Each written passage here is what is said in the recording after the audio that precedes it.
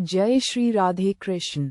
आज हम श्रीमद् भागवत महापुराण के पंचम स्कंध में वर्णित अत्यंत गूढ़ और रहस्यमयी कथा पुरंजन उपाख्यान को विस्तार से समझेंगे। राजा प्राचीन बरही कर्मकांडों में अत्यधिक आसक्त थे।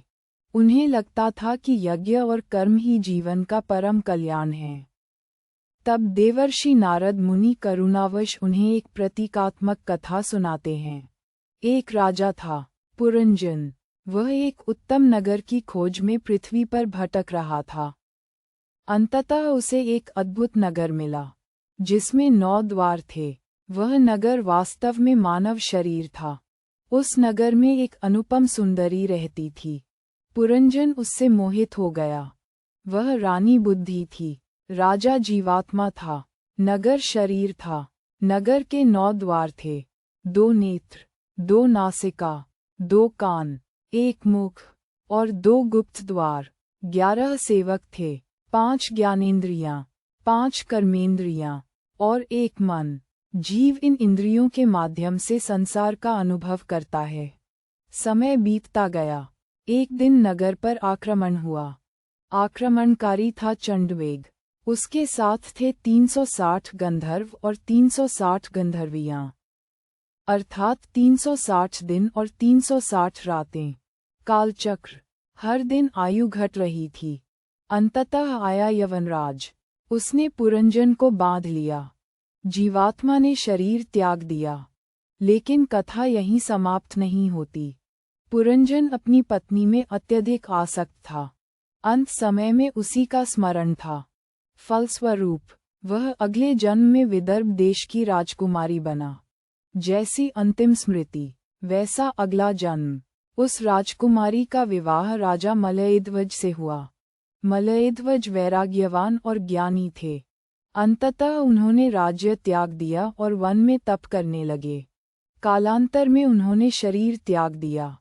राजकुमारी शोक में डूब गई। वह विलाप करने लगी। तभी वहां एक ब्राह्मण प्रकट हुआ। वह था अविज्ञात मित्र। उसने कहा, हे सखी, तुम मुझे क्यों भूल गई? हम दोनों मानसरोवर के हंस थे। तुमने मुझे छोड़ दिया और भौतिक संसार में आ गई। अविज्ञात मित्र कौन था? वह स्वयं परमात्मा था, जीव का सनातन सखा। उसने कहा, तुम न स्त्री हो, न पुरुष, तुम न ये शरीर हो, तुम शुद्ध आत्मा हो। मैं सदैव तुम्हारे साथ था, पर तुमने मुझे भुला दिया।